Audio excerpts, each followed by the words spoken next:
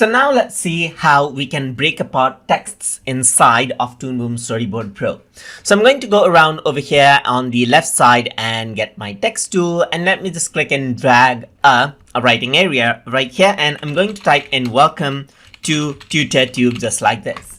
So once I do this, if I were to select out the text right here, I can go around, I can click and drag this around, and then I can resize this, and you can see all of the text, they move and they are a single unit. But if you want to work around with the individual text, that is individual letters, then what you can do is you can go around over here onto tools while the text is selected, and then you can go to convert, and over here you can see break apart text layers is an option.